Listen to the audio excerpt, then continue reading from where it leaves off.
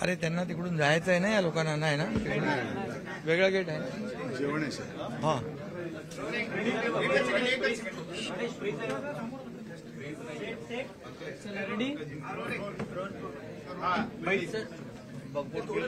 लोकसभेमध्ये आज मांडण्यात आलं, विधेयक मांडण्यात आलेलं आहे.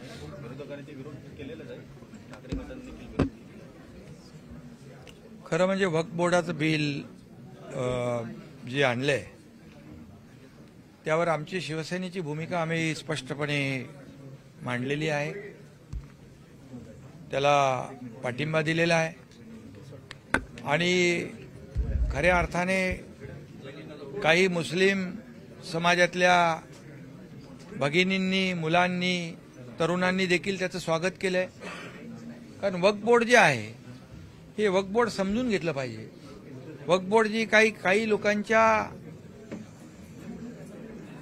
एक खाजगी प्रॉपर्टी म्हणून काही लोक त्याचा वापर करत होते, एक लार्जर इंटरेस्ट म्हणून लोकांना मुलांची शाळा असेल, कॉलेज असेल, हॉस्पिटल असेल अशा सुविधा देखील या जागांवर उभ्या करता येतील. अनेक पारदर्शकपणा त्याच्यामध्ये येईल, समाजालाच त्याचा फायदा होईल आणि त्यामुळे शेवटी प्रधानमंत्री नरेंद्र मोदीजी यांनी त्या समाजाला म्हणजे लार्जर इंटरेस्ट लक्षात घेऊन हा निर्णय बिल आणलंय, त्याला आम्ही पाठिंबा दिलेला आहे. आता काही लोकांची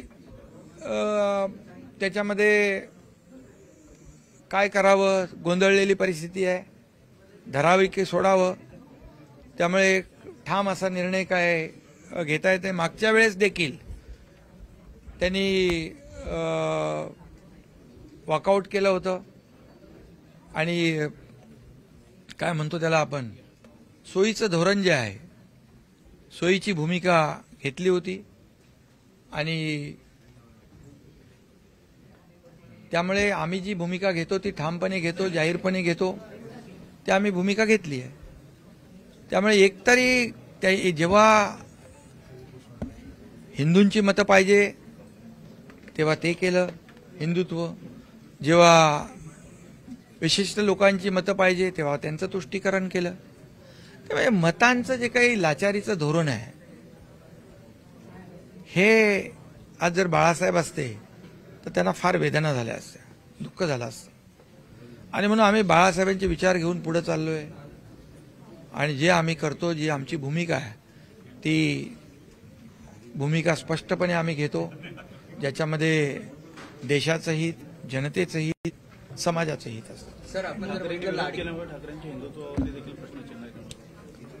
त्यांचं आता प्रश्नचिन्ह काय आहे, सगळ्याच बाबींवर प्रश्नचिन्ह आहे. त्यांनी एक प्रकारचं दोन्ही समाजाच्या पाठीत खंजीर खुपसण्याचंच काम केलंय, स्वार्थ साधण्याचंच काम केलेलं आहे. त्यांच्यावर मला वाटतं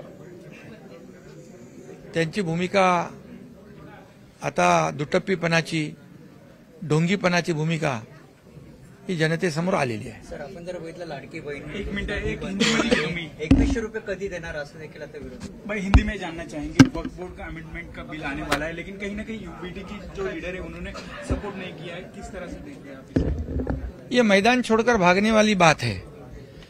करना तो हिम्मत से करो. शिवसेना ने खुले मन से भूमिका ली हुई है. वक्फ बोर्ड क्या है, वक्फ बोर्ड का बिल क्या है, ये कुछ मुट्ठी भर लोगों की एक पर्सनल प्रॉपर्टी बना के रखी थी. आज इसमें ये जो वक्फ बोर्ड का बिल है, इतनी बड़ी जमीन है, लाखों करोड़ों रुपया की, वो लोगों के लिए उसका फायदा होना चाहिए. स्कूल बनने चाहिए, कॉलेज बनने चाहिए, हॉस्पिटल बनने चाहिए, लेकिन मुट्ठी भर लोगों के स्वार्थ के लिए अगर यूबीटी ये डिसीजन लेती है वोटों की राजनीति के लिए, ये तो दुर्भाग्यपूर्ण बात है. और इसलिए ये जो आदरणीय प्रधानमंत्री मोदी जी ने जो केंद्र सरकार ने जो वक्फ बोर्ड का बिल लाया है, इसमें समाज का हित है. आज मैंने देखा कहीं पर आपके चैनल पर कि कई जगह पर बच्चों ने उसका स्वागत किया है, महिलाओं ने स्वागत किया है, युवाओं ने स्वागत किया है। अभी जो यूबीटी की परिस्थिति है, पकड़ो के छोड़ो, ये जो बात है, निर्णय लेना चाहिए, हिम्मत से निर्णय लेना चाहिए। ये